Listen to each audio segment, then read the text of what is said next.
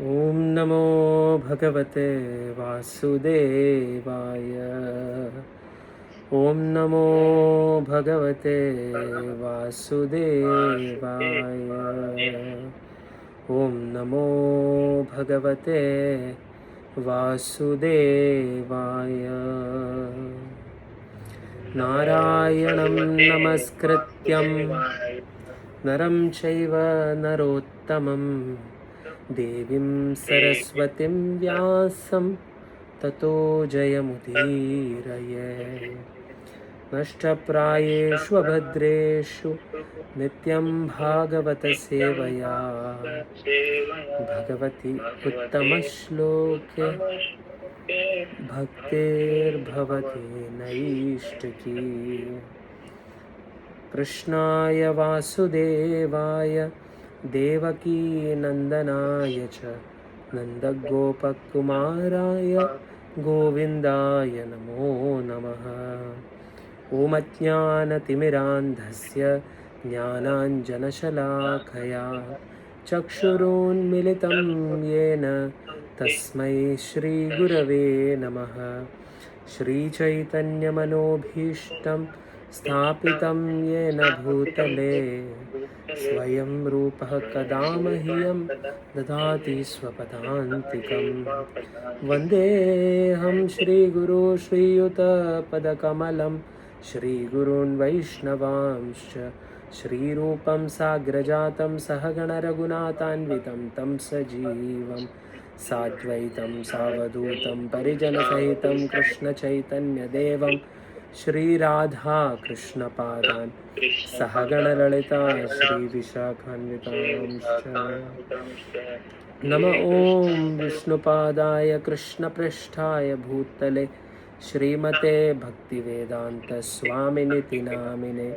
नमस्ते सारस्वते देवे गौरवाणी प्रचारिणे निर्विशेषशून्यवादी पाश्चात्यदेशतारिणे।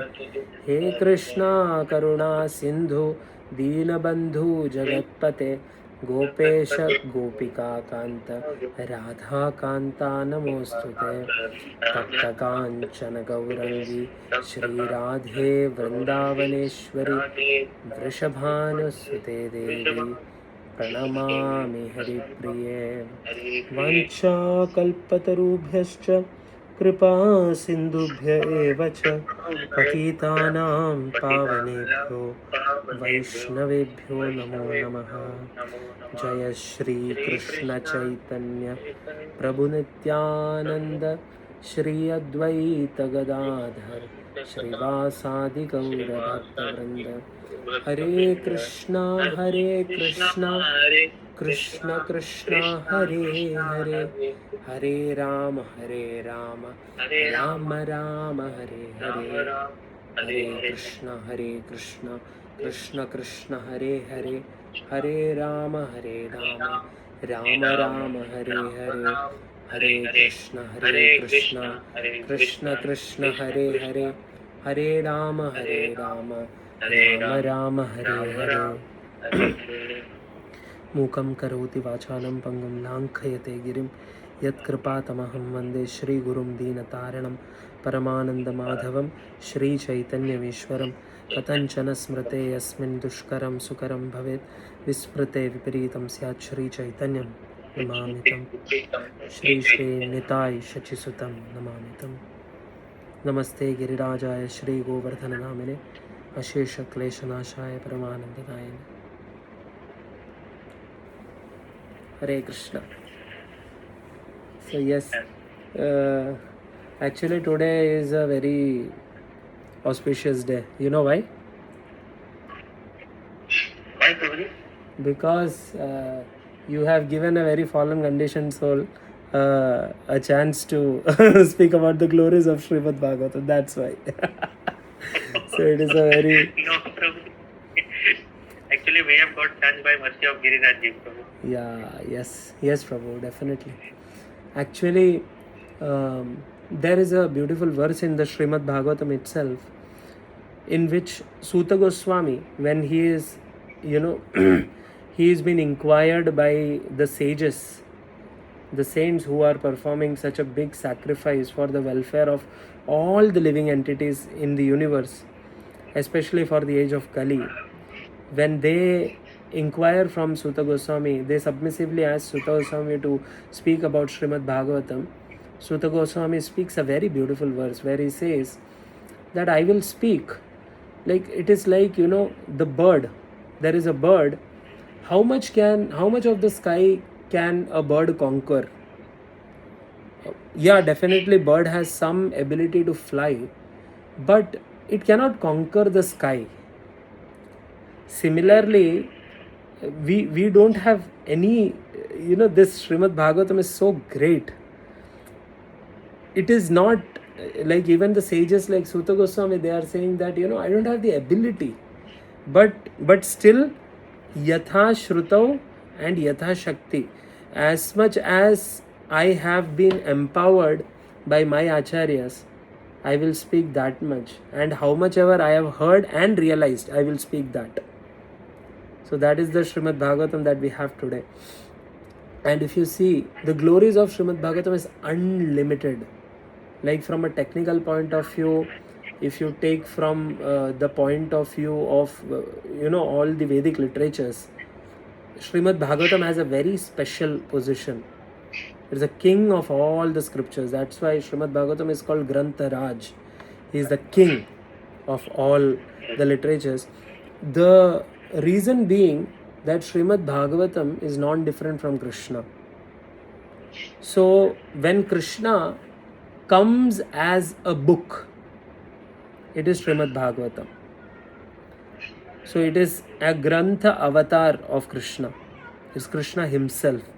In fact, many of the commentators, it is a most vividly and famously known that the first two cantos of Srimad Bhagavatam are the lotus feet of Krishna. And then gradually moving upwards, you come to the smiling face of Krishna. That is actually the 10th canto. And the smile on Krishna's face is the Rasa Panchadhyaya. Like that our acharyas say. So reading Srimad Bhagavatam is as good as seeing Krishna and Srimati Radharani. Like that. The realized soul, when they read Srimad Bhagavatam and they go through the pages of Srimad Bhagavatam, all that they can see is the smiling face of Lord Krishna Chandra and Srimati Radharani. That is what they see. That is why this scripture is called Paramahamsa Samhita.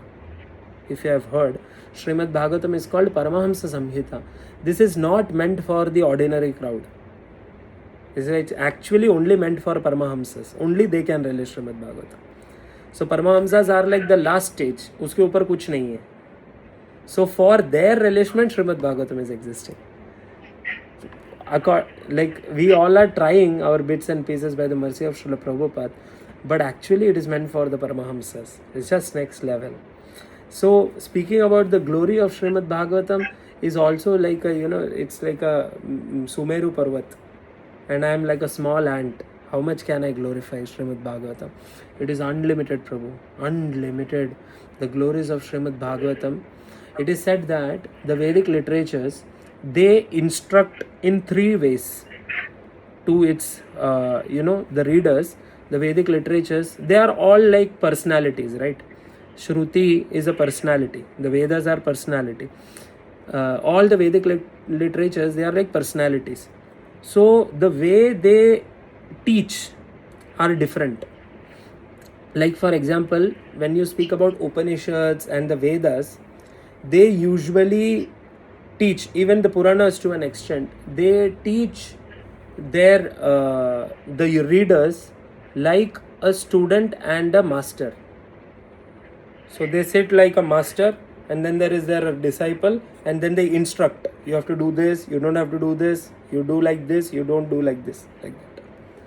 Then comes Itihasas and some Puranas. They are like friends. So like for example, if somebody goes up, अरे मेरे को ऐसा करने का मन कर रहा है.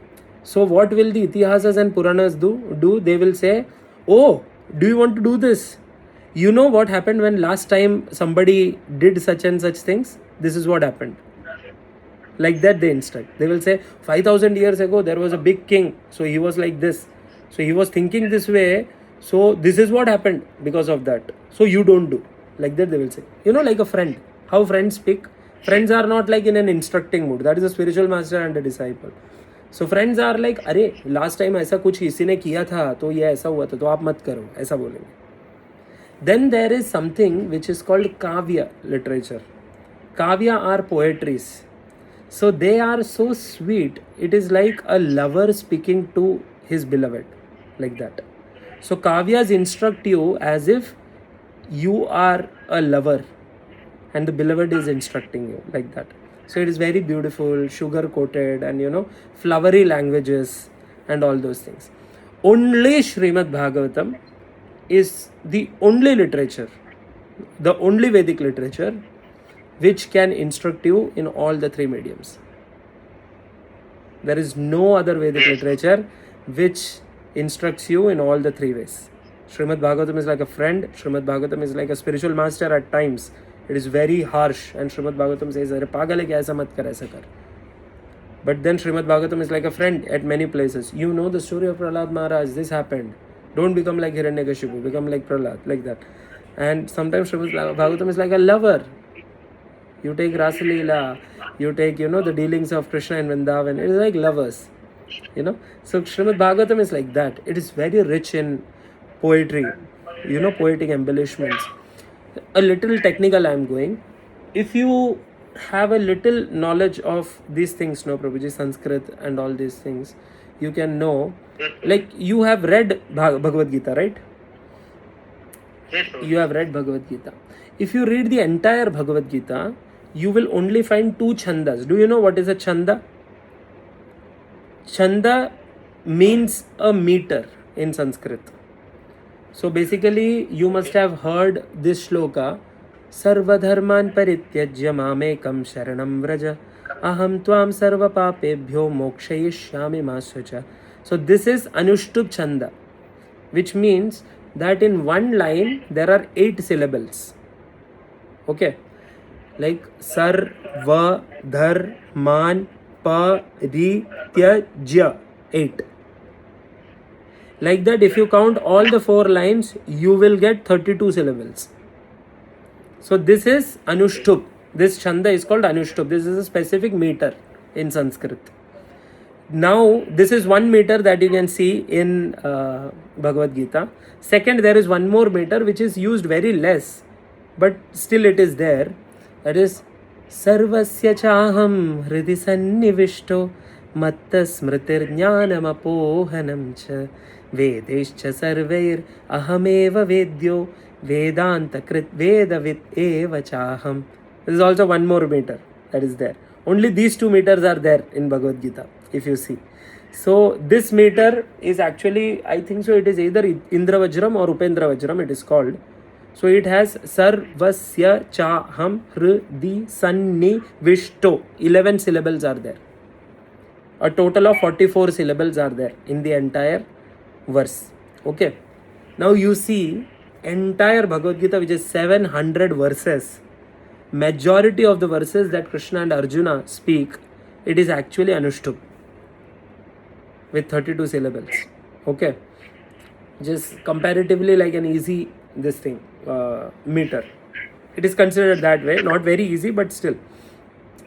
Then there is sometimes in between, when Arjuna is in a good bhava, when things get more interesting and intense, the meter goes up to Indra Vajram or Upendra Vajram, which is like 44 syllables. Okay. Now if you take Bhagavatam, there are verses which go up to 21 syllables in one line. Like for example, there is one verse which is 19 syllables in one line. Barha Pidam Natavara Vapuhu Karanayo Karanikaram Bibrad Vasa Kanaka Kapisham Vaijayantim Chamalam Randran Veno Radara Sudaya Purayan Gopa Vrindair Vrinda Aranyam Supadaramanam Pravishad Gita Kirti. This is like 19 syllables in one line. Leave it. Forget the very first verse of Srimad Bhagavatam. Janmadyasya yatonvayaditaratas chartheshvabhijnasvarat Tene Brahma Hridaya Adi Kavaye Muhyanti Yat Suraya. This is only 2 lines still. So this is a meter which is called Shardula Vikreditam. Okay, when we are reading, when we come across different verses, I will tell you. Like sometimes I can tell, sometimes I don't know, so I will not tell. But anyway, what is the speciality of that meter and all those things. But what I'm trying to make a point. I'm saying this shows that this is not an ordinary Purana that you are dealing with. From a poetic sense, if you see, Shardula Vikreditam is like 16-17 syllables in one verse. There is a chanda which is called Malini. There is a chanda which is called Vasanta Tilakam. Vasanta Tilakam you have already heard. You know which one? The Brahma Samhita prayers. Chinta Mani Prakara Satma Sukalpa Vriksha. This is Vasanta Tilakam. Like this, so a variety of chandas are there in Srimad Bhagavatam. It is only literature like this. Also, our acharyas, they go to an extent, they say that Srimad Bhagavatam is so rich that even the Sanskrit which is used in Srimad Bhagavatam is not ordinary classical Sanskrit which is found in the Puranas. They have words which go to the Vedic era, Vedic Sanskrit, like that. The usage, the richness of poetry. Like even if I take it, see, I am only scratching it from a material point of view right now. Even if you just look at it like a literature, it is so awesome, Prabhu. Like you will fall in love with Bhagavatam. If you just have an open heart, you will fall in love. You will feel that, Bapre, what am I dealing with here? Philosophy comes next. So the Sanskrit, the poetic essence, I'll tell you, Bhagavatam is the most revolutionary scripture that you will ever read in your life. Should I give you examples? Yes, sir. Okay, you tell me, amongst a son and a father, who is superior? Father? The father is superior. Amongst Prahlad and Hiranyakashipu, who is superior? Prahlad Maharaj. Right? A demon and a demigod, who is superior? Demigod. Among Vritrasura and Indra, who is superior? Vritrasura. He is an Asura, but still, you see? Yes. Between mother and a child, who is superior? Mother. Mother is superior. Among Suruchi and Dhruva, who is superior? Dhruv Maharaj. Dhruv Maharaj is superior. You see? So Srimad Bhagavatam is such a revolutionary scripture. It squeezes out that essence from a pastime which you would have never thought in that direction. अरे बाप रे, ऐसा कैसे हो गया? In every sense, Prabhu. You know one thing, when I was reading Tattva Sandarbha of Jiva Goswami, so there are various different Puranas and even Upanishads which speak about Srimad Bhagavatam's glory. So there is one scripture which was saying that, Bhagavatam is a scripture which it's the highest scripture, and it has the narration of Vritrasur which is mentioned in Rig Veda, like that. Okay. Now Devi Bhagavatam is also called Bhagavatam, and Devi Bhagavatam also has Vritrasur's incident. Okay. Now Vritrasur's incident, if you take, it is there in Vedas. It is there in various Puranas, including Devi Bhagavatam and Srimad Bhagavatam. But Srimad Bhagavatam is the only literature where Vritrasur is considered a hero. Okay. In all the other, if you go to the Vedas, Indra is glorified as being the killer of Vritrasur.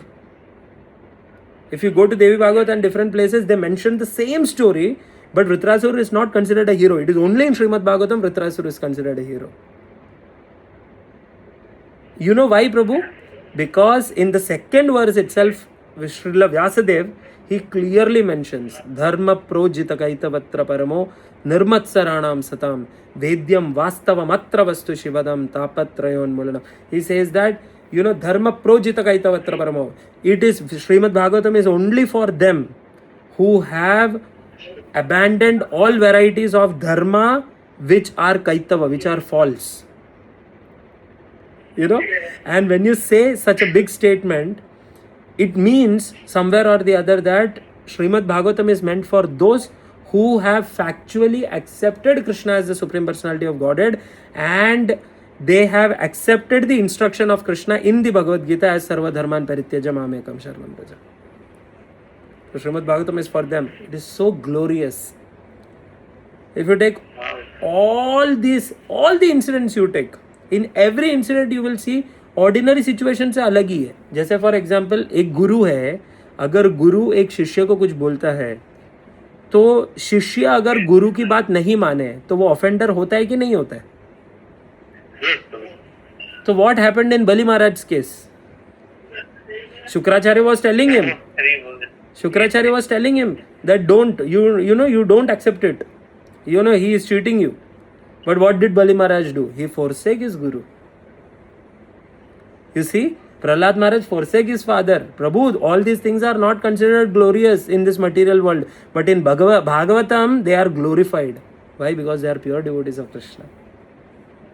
So this Bhagavatam, it has nothing to do with Dharma, Artha, Kama and Moksha.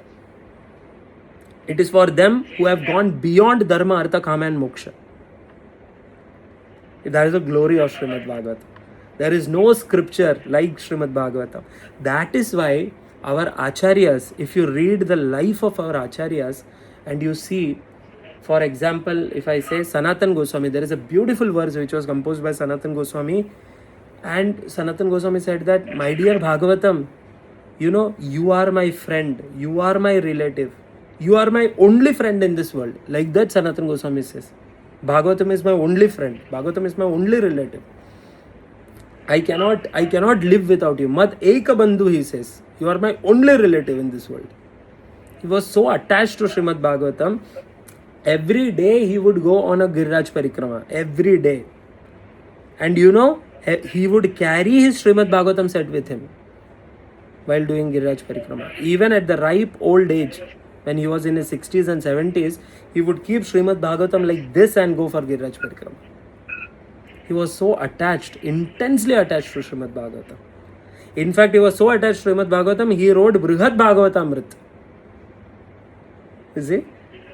Similarly, you take Srila Jiva Goswami. When Srila Jiva Goswami was a small child, a small baby, so what they do is they keep all the scripture, some scriptures they keep, some toys they keep, some weapons they keep, in front of the baby, and they ask the baby to choose. You know what Jiva Goswami chose? Jiva Goswami chose Srimad Bhagavatam.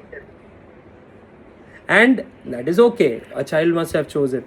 Every night Jiva Goswami would never go to sleep, Prabhu. He would never go to sleep unless he was given Srimad Bhagavatam. He would embrace Srimad Bhagavatam and sleep. And when he would go to sleep, when he had slept, his mother would come and take out Srimad Bhagavatam because the child has already slept. Once the Bhagavatam goes out, he would cry loudly. And then Bhagavatam was given to him, then he would embrace and sleep when he was a small child. So much attached our Acharyas were to Srimad Bhagavatam. Raghunath Bhatta Goswami, there are not very much incidents about Raghunath Bhatta Goswami, but the most important of all things about Raghunath Bhatta Goswami was he was particularly instructed by Sri Chaitanya Mahaprabhu that you must recite Srimad Bhagavatam. And Raghunath Bhatta Goswami was such an expert in reciting Srimad Bhagavatam. He would, any verse he could recite in 12 to 13 different ragas and different music he would do. And there were so stalwart saints, they would come to just hear from Raghunath Bhatta Goswami his recitation of Srimad Bhagavatam.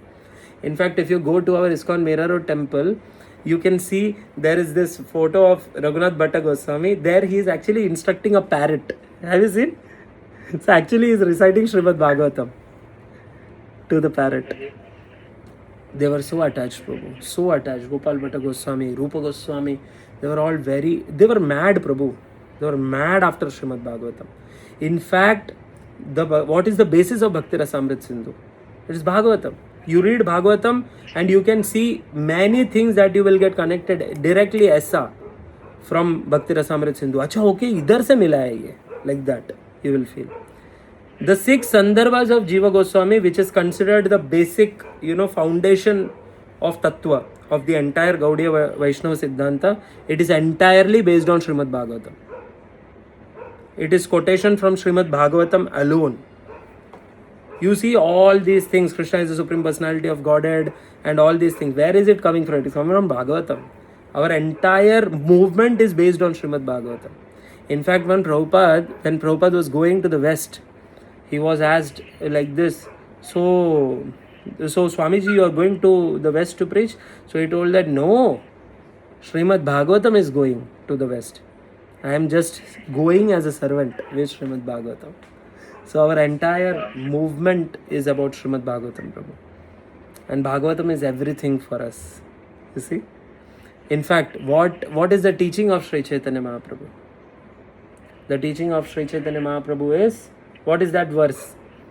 Aradhyo Bhagavan Vrajesha Tanayas Tadhama Vrindavanam Ramya Kachidupasana Vrajavadu Vargenaya Kalpita Srimad Bhagavatam Pramanamamalam Prema Pumartho Mahan Sri Chaitanya Mahaprabhur Madamitam Tatrartha Napara. He says that Aradhyo Bhagavan Vraja Isha Tanayas. तो आराध्य कौन है? आराध्य भगवान है ना? वदन्ते तत् तत्त्वमिदस् तत्त्वं यज्ञानम् अद्वयं ब्रह्मेति परमात्मेति भगवान इति शब्दते. The supreme absolute truth is realized in three phases. From those three phases, what is the supreme? Bhagavan. He says Aradhyo Bhagavan. And who is that Bhagavan? Vraja Isha Tanayas. He is the son of Nanda Maharaj, who is the king of Vraja. Vrajesha Tanayas. And where? Tadhama Vrindavanam. He should be worshipped in Vrindavan. And like whom? Ramya Kachidupasana Vrajavadu Vargenaya Kalpita. Like the gopis of Vrindavan, we have to worship Krishna. That is the topmost. What is the Praman? So Mahaprabhu says, Srimad Bhagavatam Pramanamamalam Prema Pumartho Mahan. That Srimad Bhagavatam is the Praman. Sri Chaitanya Mahaprabhu Madamitam. This is the mata. This is the opinion of Sri Chaitanya Mahaprabhu about the greatest spiritual wealth. You see, Bhagavatam is the basic underlying principle. Bhagavatam is everything for us, Prabhu. It's everything for us. The glories of Srimad Bhagavatam is unlimited. There's nothing like Srimad Bhagavatam. Nothing like Srimad Bhagavatam. So we are actually very fortunate in this age. There is so much to speak, Prabhu. I am just restricting myself. I don't want to bore you. I am just restricting myself. Please continue. So there is so much to speak about Srimad Bhagavatam, Prabhu. Srimad Bhagavatam is the topmost spotless scripture. It is said, Nigama Kalpataror Galitam Phalam Shukha Mukhad Amrita Drava Samyutam Pibata Bhagavatam Rasamalayam Muhuraho Rasika Bhuvika Bhavuka. It is said that Nigama Kalpataror Galitam Phalam. Nigama means the Vedas. So Nigama Kalpataror, if the Vedas are like desire trees, Kalpataru. Nigama Kalpataror Galitam Phalam. Srimad Bhagavatam is a fruit of all those Vedic literatures. So now if we speak about fruits, so if you go to a tree, can you get if you take the roots and eat it, will you feel like you are eating the fruit? No. If you go and try to eat its branches, you will not get the same benefit. If you try to eat its leaves, you will not get the same benefit. But if you eat the fruit is very sweet, and the fruit is digestible, and the fruit is relishable, it is juicy. So the essence of the tree that the tree has to offer is actually its fruits. And Bhagavatam is that fruit of the entire Vedic literature, which is like a tree. And it is said it is Galitam Phalam. You know, it is not that it is unripened, it is overripened. No, it is perfect. And it is juicy. It is a juicy fruit. In fact, it is said that Bhagavatam is like a fruit which does not have peels on it, covering. Outer covering bhi nahi hai, andar seed bhi nahi hai. It is all juicy, it is all rasa. You can taste it. That's why it is said, Galitam Phalam, Shukha Mukhad Amrita Drava Samyutam. Who spoke Srimad Bhagavatam? Shukadev Goswami. So now Shukadev Goswami spoke. Shuka in Sanskrit also means a parrot. So Shukadev Goswami, our Acharya say, Shukadev Goswami is actually a parrot of Srimati Radharani in Goloka Vrindavan. And he specifically came to recite Srimad Bhagavatam. You see? So Shukha Mukha. So what happens is, on a mango tree, when the mango has ripened, parrots come and parrots try to eat it. And when the parrots put their beak inside, their saliva gets mixed with the fruit. And the fruit starts dripping down. The juice comes down. And that increases the taste of the mango. You see, that is why Shukha Mukhad Amrita Drava Samyutam. The Amrita which is emanating from Shukha's lotus lips, it is making it more tasty and relishable. So here Shukha is our Shukadev Goswami. Shukha Mukhad Amrita Drava Samyutam. So Vyasdev is saying, Pibata Bhagavatam Rasamalayam. So what is Alayam means what? Alayam means house. Or Alayam means a place of residence. Like what does Krishna call this place? Dukkhalayam. Right? Similarly, what is a place where a lot of books are kept called? Granthalayam. What is an office called? Karyalayam. What is a school called? Vidyalayam. Right? So Alayam means a place of residence. So Vyasdev says this Bhagavatam is Rasamalayam. So this Bhagavatam is a place, it's a residence of rasa. It's a residence of nectarian taste, mellows. You know. So what do? Pibata Bhagavatam. You drink Bhagavatam. Rasamalayam. Muhuraho.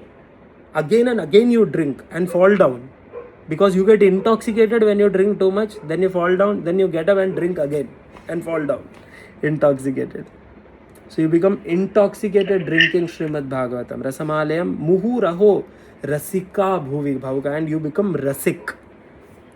Like that. So all these Rasik saints that we see, they all drink Srimad Bhagavatam. Like that. And it is amazing, Prabhu. If you take the history, how Srimad Bhagavatam came into existence, then only you can understand. Vyasadev is called Vyasa. Why? Because he did Vyasana. Vyasana means to divide. Right? So, Vyasadev, his name was Krishna Dvaipayana because he was born in a dweep. He was born in an island which is called Krishna Dweep. So Krishna Dvaipayana comes into this world, and what does he do? He splits the Vedas into 4. Before Vyasadev, there was only one Veda. And so so I was telling that Vyasadev, he comes to this world, there was only one Veda which he splits into 4. Right? Then after that, what does he do? He writes Upanishads, he writes Brahmanas, he writes Aranyakas, he writes so many Vedic literatures, including Pancharatras, Samhitas, and then he writes Puranas, then he writes Itihasas, like Mahabharata, he writes Itihasas. And after writing all these literatures, he goes and, he sits at one place and he thinks that, I am not satisfied at all. I don't know, I am feeling restless. I am not feeling satisfied at all. I have not done anything. I feel like that. And that is when he remembers his Guru. He is remembering Narad Muni. And his spiritual master appears there. And he says that, my dear boy, I already know what is the reason why you are not satisfied. So Vyasdev says, my dear Gurudev, please instruct me. What should I do? What is it? And he says, it is because you have not sufficiently glorified Krishna. Because you have not sufficiently glorified the Supreme Personality of Godhead and His devotees. That is why you are not feeling satisfied. You exclusively write a book about the Supreme Lord and His devotees. And he says, he inspires him to write Srimad Bhagavatam. And then Vyasadev writes this greatest literature, Srimad Bhagavatam, in his utmost maturity he is writing. This is not the first work he has ever written. It is at his utmost maturity. After this, Vyasadeva has not written anything. This is the last thing he wrote. You imagine what it would be like, you know. And then what did Vyasdev do? ये सब करने के बाद Vyasdev is saying, but there should be a worthy person who should recite it, through whom the entire world should hear. And for that, Vyasadev goes into the forest. It is called a Badara Vriksha. Badara Vriksha is a specific type of a berry fruit bearing Vriksha, a tree, which is found in the core of the jungle, in the middle, where no man can go. Places like that. There, Vyasadev goes, he sits in his trance, he sees the Supreme Lord. Then he does tapasya so that he can bear a child who can recite Srimad Bhagavatam. And that child is Shukadev Goswami. And then Shukadev Goswami, when he is in the womb of his mother, when it is time for the child to come out, Shukadev Goswami says, no, I won't come out, because there is Maya outside. Because he is the son of Vyasadev, right? It is his Virya. So he becomes self-realized in the womb of his mother. He becomes a Brahman realized Jnani in the womb of his mother. And then he says, no, I am not going to come out. There is Maya outside. I will not come. After so many years, he comes out as a young, a boy, a Taruna, he comes out. And immediately as he comes out, he leaves his home. 16. Yeah, he is 16 years old when he comes out. Yes. Right? You know all those incidents. I'll cut short. Then, after that, Vyasdev says, Are Baba. You please continue. Vyasdev thinks, यार अरे बाबा लड़का ही इसीलिए चाहिए था कि भागवतम बोले, ये तो भागवतम सीखने से पहले भाग गया ज्ञानी बन के, अब क्या करे. तो Vyasdev chooses 2 of his disciples, and to each of his disciple he teaches one shloka each. To one disciple he teaches this shloka: Barhapidam Natavaravapuhu Karanayo Karanikaram Bibhradvasah Kanakakapisham Vaijayantim Chamalam Randhran Venor Adhara Sudhaya Purayan Gopa Vrindair Vrindaranyam Swapadaramanam Pravishad Gita Kirti.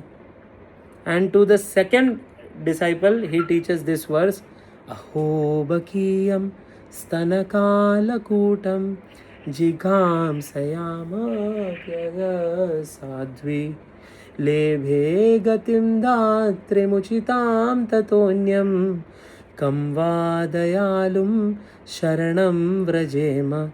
These 2 verses only he teaches to each of his students, and wherever Shukadev Goswami is sitting, he asks his disciples to go there and recite this verse. So they go. The first disciple, he recites Barha Pedam Natavara, and Shukadev Goswami is sitting in a trance and he is meditating on the impersonal Brahmajyoti emanating from the body of the Supreme Lord. And then he immediately hears Barha Pedam Natavara Vapuhu Karanayo Karanikaram, and he says, oh my God, who is this beautiful person? Who is so much handsome? Who is having a peacock feather on his head? Barha Pedam Natavara Vapu, and who is dressed like a dancer? Greatest of dancers. Karanayo Karanika, who has a blue Karanikara flower on his ears?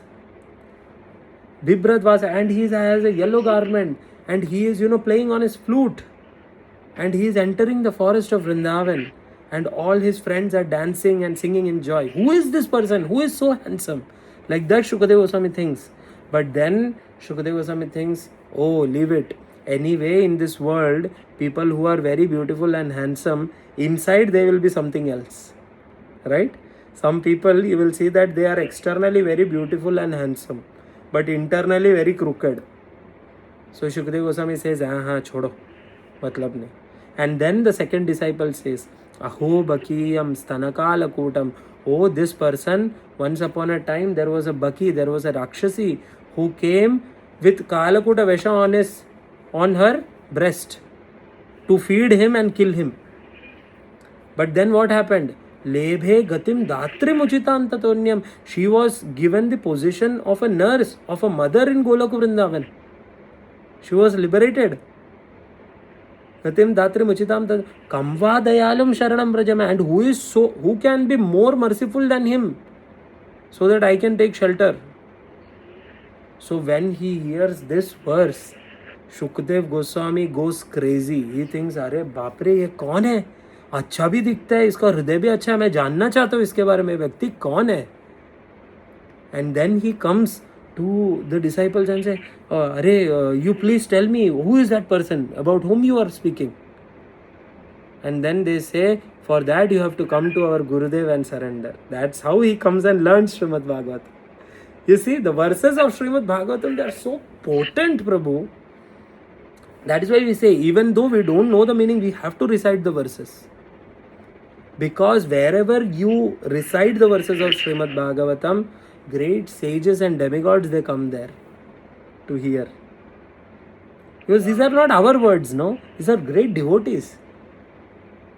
In fact, if you know, when Prabhupada would take lectures in the West in the early days, he would keep 2-3 seats in the front row vacant. You know this pastime? No, Oh, Prabhuji. so the devotees would ask, why Prabhupada? And Prabhupada said that, oh, don't you see Narad Muni and Brahmaji, they come for the classes regularly. Yeah, it is a fact. And in fact, one time, Prabhupada, he was doing so much, like tumultuous kirtan he was doing. All his disciples were, jumping up and down. They were gone crazy in love of Godhead. And then Prabhupada started smiling. He stopped, he changed the tune and he started singing Narad Muni Bajaye Veena, Bole Hari Hari, something like that. He starts singing and he starts laughing. And so everybody was dancing. They don't really take it. But I think so it is Yamuna Mataji or some other devotee. I'm not sure. But she was, observing Prabhupada. That devotee was observing Prabhupada and they asked, Prabhupada, why were you laughing? And why did you change the tune and started singing this?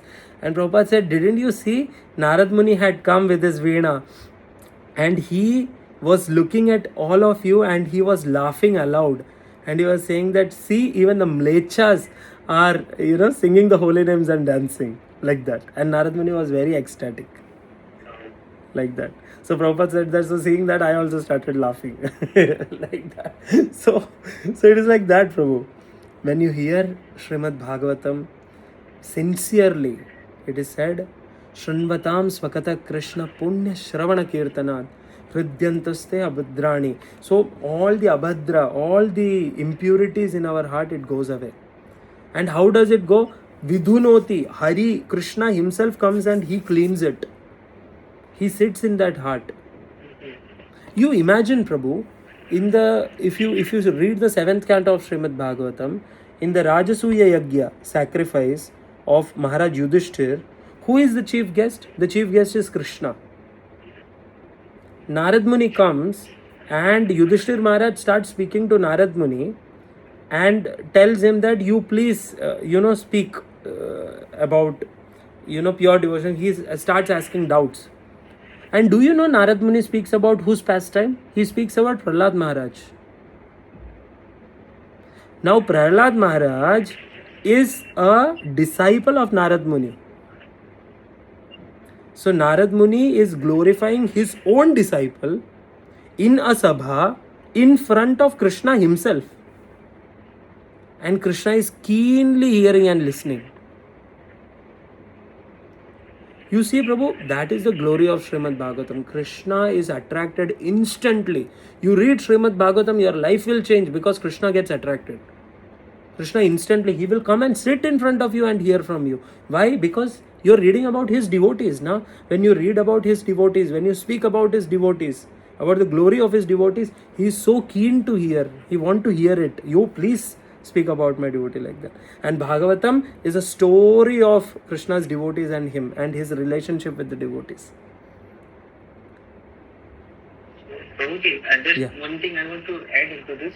I have heard from one of my friends. He told me that Chaitanya Mahaprabhu, he used to read the pastimes of Prahlad Maharaj and Dhruv Maharaj And cry. 100 times. Yeah, And he used to yes. cry after reading them. He and Gadadhar Pandit, That's how both of just them, to they used to meet at Tota Gopinath and they would read. Yeah, Gadadhar Pandit was rather Yeah, yes. And they would read about Dhruva Charitra and Prahlad Maharaj Charitra thousands of times. And in fact, they used to read, and because of their tears, the entire Bhagavatam would get wet. And वो ink दिखता नहीं था, इतना वो लोग रोते थे, हजारों बार. So that is what, Prabhu, it is nectar. Srimad Bhagavatam is Granth-raj. And the beauty is that we all can be a part of Srimad Bhagavatam. That is the best part. You know, if we are sincere, Prabhu, who are we? We cannot read Bhagavatam. We cannot understand Bhagavatam. Let's be honest. What we have to do is every day we have to pray to Bhagavatam. That, my dear Bhagavatam, please reveal yourself to me and please make me a part of you. I don't want Bhagavatam to be a part of my life. I want to be a part of Bhagavatam's life. You see? That should be our mood.